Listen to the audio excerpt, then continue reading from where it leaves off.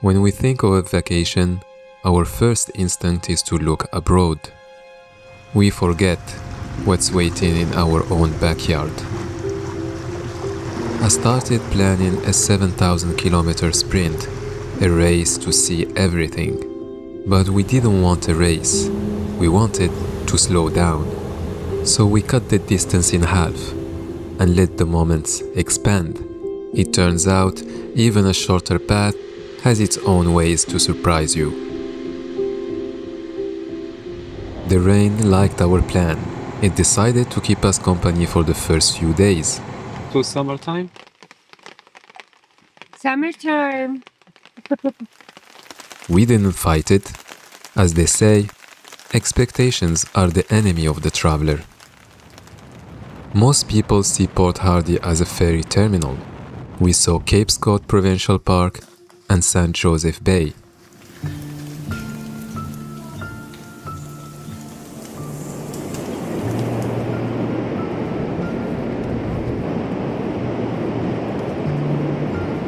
At low tide, sea stacks become accessible. Caves appear between the first and second beach.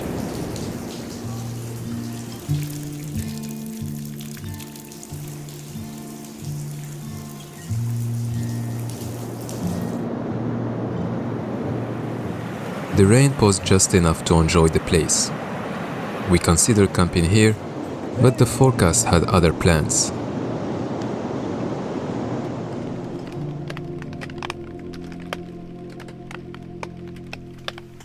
The rain did something unexpected. It moved us from a state of busyness into something quieter, more human.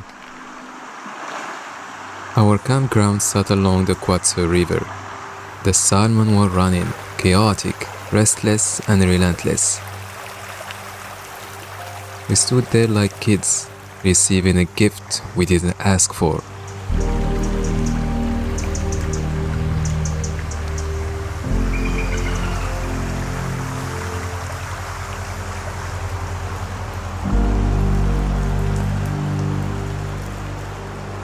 The salmon were safe with us. We only caught trees.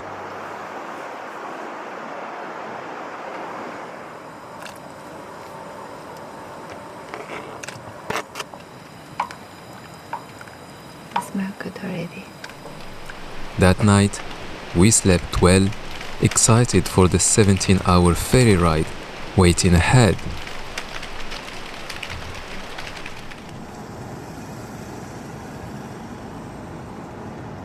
You guys are good to head down. Thank you.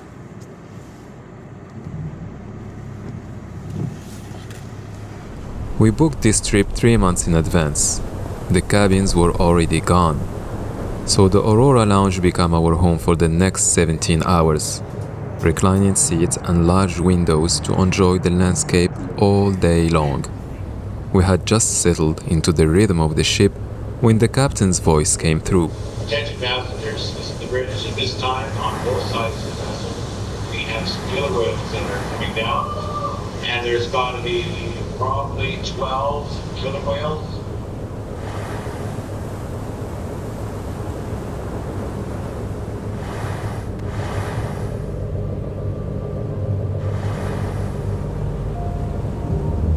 I don't know why wildlife provokes such a joy in me. Maybe because in those few moments, nothing else exists.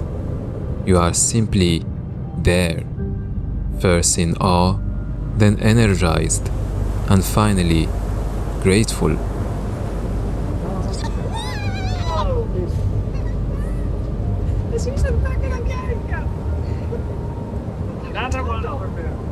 I spent the rest of the day scanning the horizon.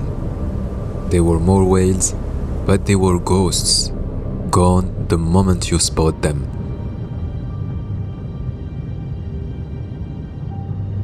We made a brief stop at Bella Bella, the gateway to the Great Bear Rainforest. Fish were jumping out of the water to welcome us, or so I'd like to think. They might as well just have been bothered by the sound of the ferry engine. All in all, the 17 hours trip felt like few hours. It was fun. We reached Prince Rupert at midnight.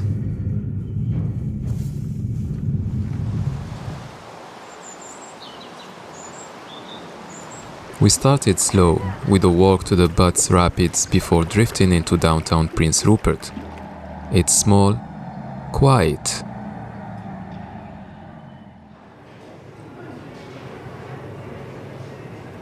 The rain didn't totally give up on us, so we spent the afternoon at the North Pacific Cannery, BC's oldest salmon cannery. We love the vibe of the place. Everything feels frozen in time. It's strange to be standing in the silence of a place that used to be so loud with industry, a word that doesn't exist anymore, but hasn't quite disappeared.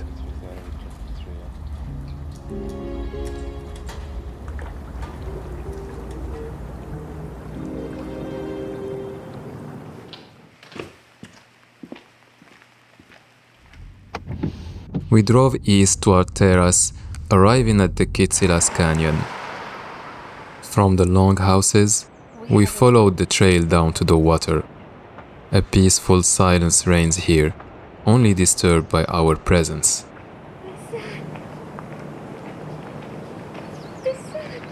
Four totems stand guard, representing the clans: wolf, eagle, killer whale, and raven. This is the land of the Kitselas, the people of the canyon, who have lived along the Skeena River for thousands of years.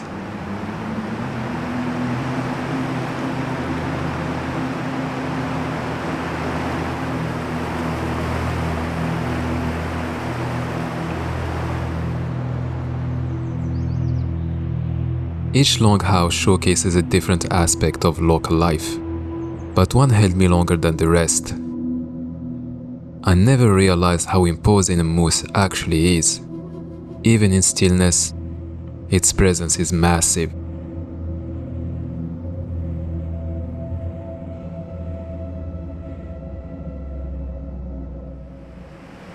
Just 5 minutes down the road, we reach Kleanza Creek.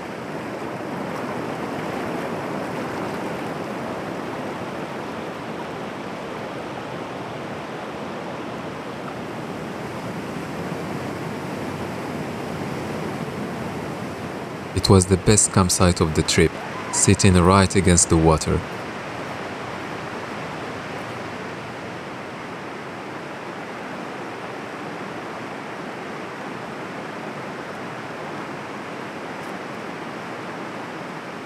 To my wife's joy, the fire ban didn't reach this far north. She'd been patient, but I could tell she'd been waiting for this.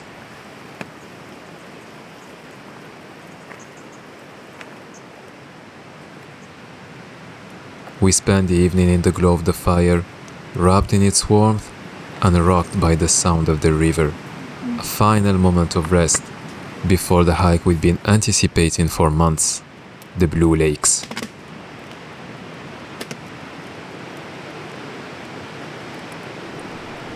We stopped briefly at Silly Lake to watch the morning fog drift over the water, then headed straight to the trail. The road was washed out 2 kilometers before the trailhead. The steep climb got us warm before the hike even started. Our car wouldn't have made it anyway. The trail itself felt like an enchanted forest out of a Studio Ghibli film. Water was everywhere, a constant rushing companion.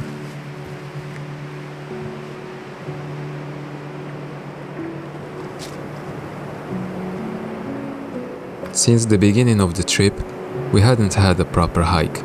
This one arrived exactly when we needed it. The sun was out, the crowds were non-existent. Just us, the forest, and a few creek crossings to keep us sharp.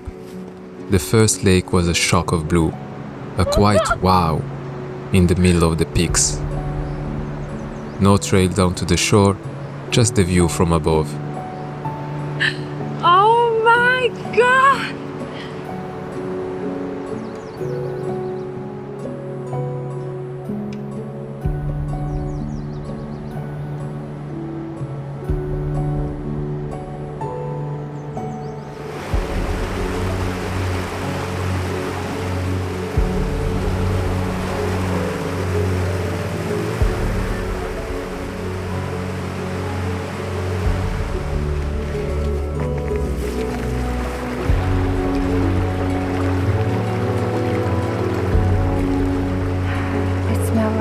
vicino.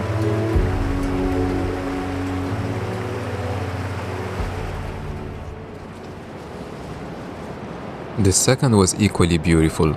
We found a flat stone table and stopped for lunch. We sat there longer than we needed to. We took our time. We let the quietness sink in.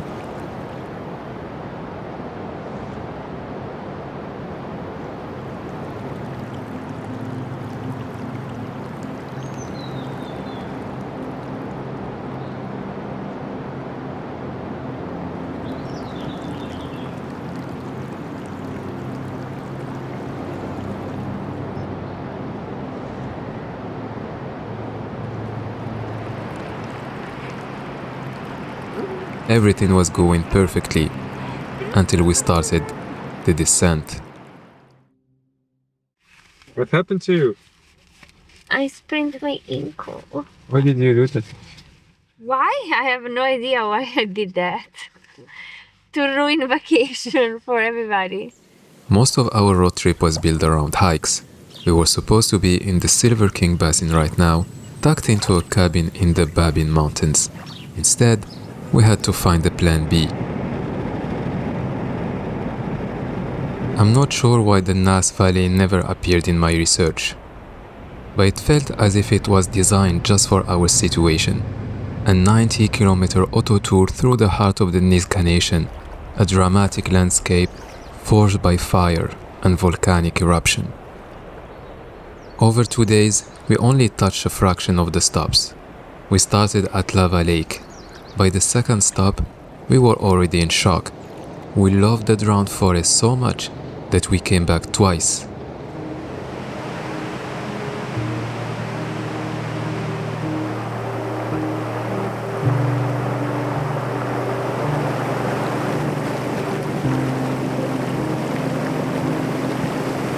If it hadn't been for a twisted ankle, we never would have discovered this place. It was a gift in disguise.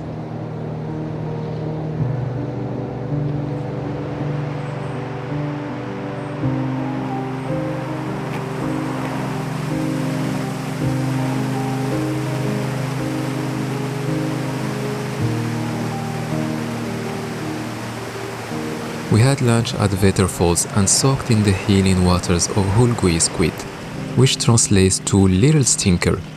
The air made the name very clear.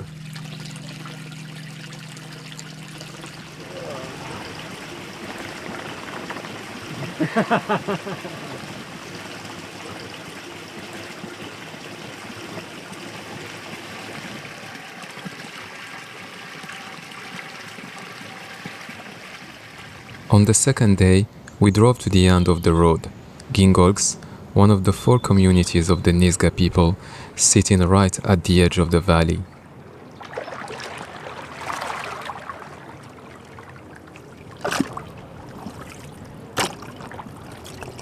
There, we found you seafood you eat it.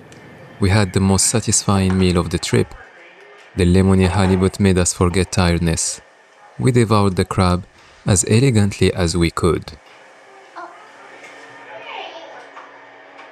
From there, we pushed towards meters. No room anywhere. Hotels and camps full. We spent the night outside the campsite's gate. Katya, where are you? Nowhere. You look very zen. You look very zen. You have the spirit of the road.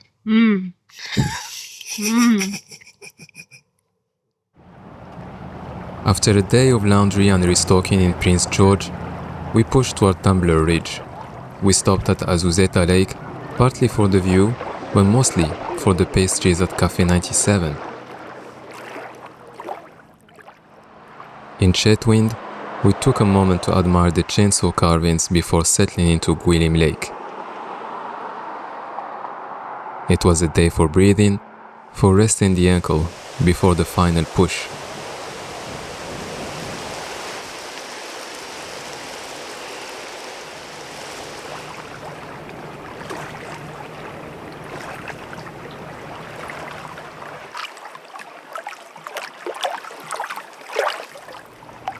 Hello, cutie.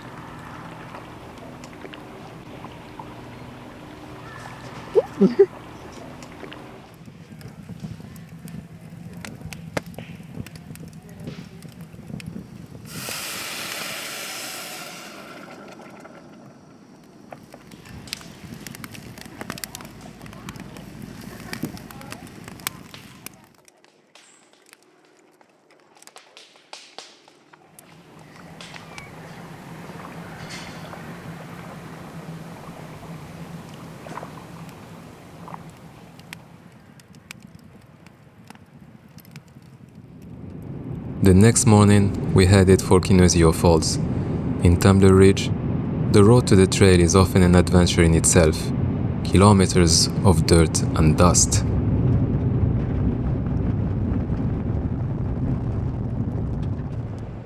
Where are people? There are no people.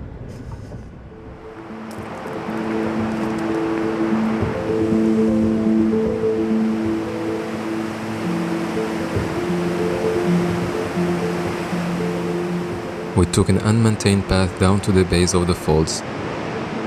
Not recommended for beginners, but the perspective from the bottom is humbling.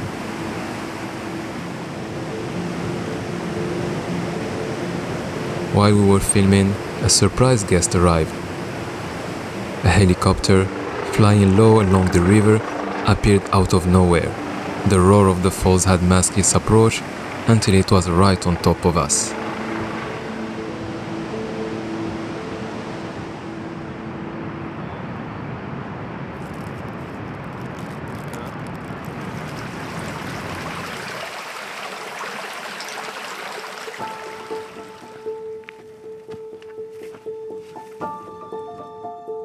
Those are gophers? No.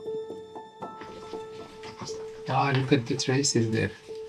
I think someone just put them. No, they are fresh.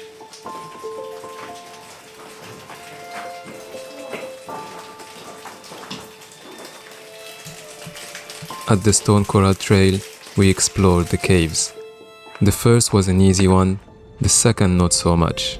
I didn't feel like crawling inside. Some spaces are better left to the shadows.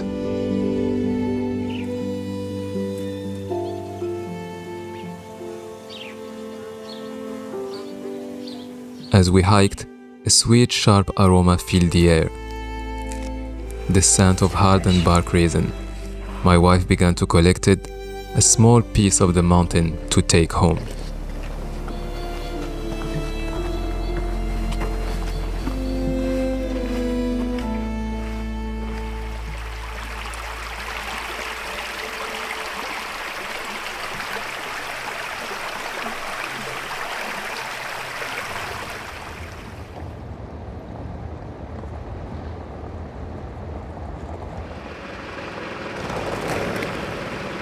On our final day, we headed for Windfall Lake.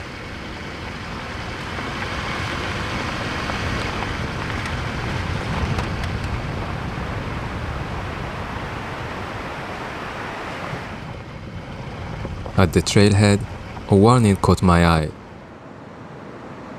Wildlife in the north has strange hobbies. I couldn't imagine being stuck there. We hadn't seen a single soul.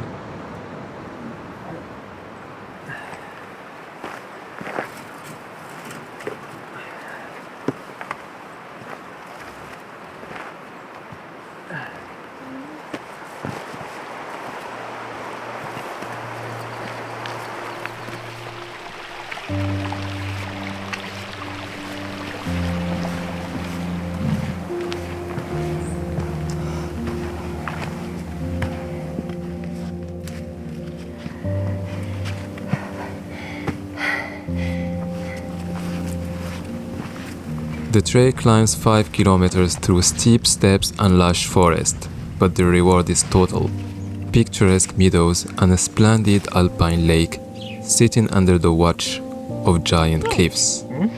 It's good. Is it worth it? Yeah, totally.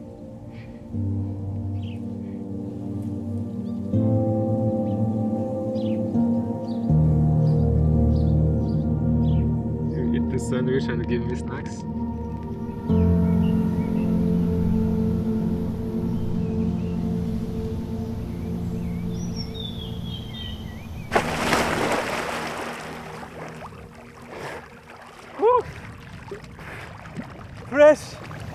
Tumbler Ridge is a hiker's paradise. We stayed for 3 days, but we barely scratched the surface of what this land has to offer. Finally. We drove all day from Tumbler Ridge, stretching our legs in the ancient forest before reaching Mount Robson area. We found a minimalist cabin at Tejon Lodge and rested by the Fraser River where the sockeye salmon were jumping.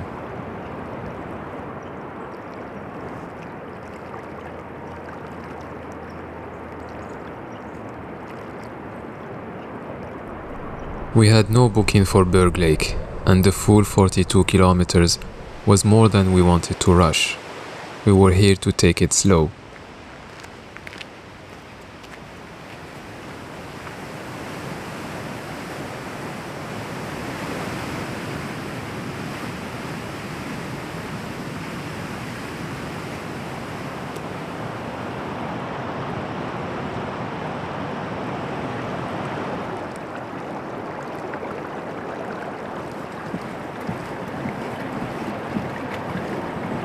After only 7 kilometers, Kinuseo Lake appears, a stunning turquoise reward that felt almost too easy to earn.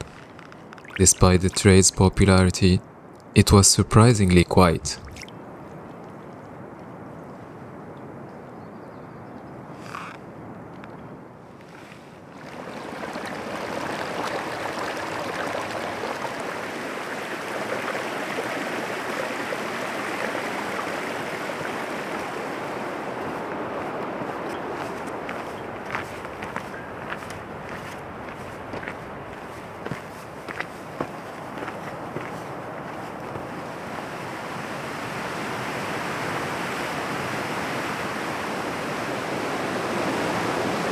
As the trail climbed towards Whitehorn, the landscape shifted. It felt familiar, like a sudden memory of a hike I once did in Nepal. From the Robson River, the mountains felt so majestic, so absolute.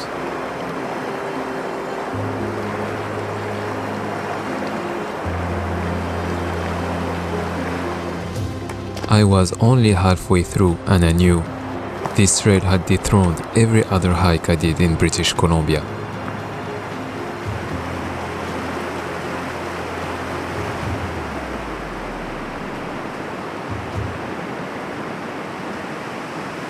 We pushed through the ascent towards Emperor Falls, stopping just before the final climb.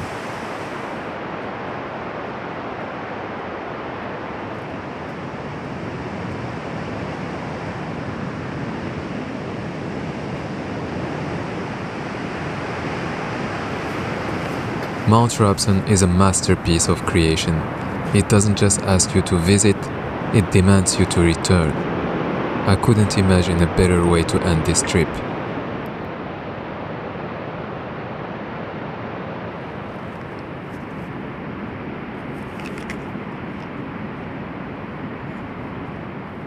We wanted to stay an extra day, but the rain returned. As we drove toward Vancouver, we realized we had been living in a bubble. The world outside felt different now. Even the majesty of Henken Falls couldn't shake that feeling. The crowded Otello tunnels only confirmed it. We had been in some kind of heaven, and now we were heading home.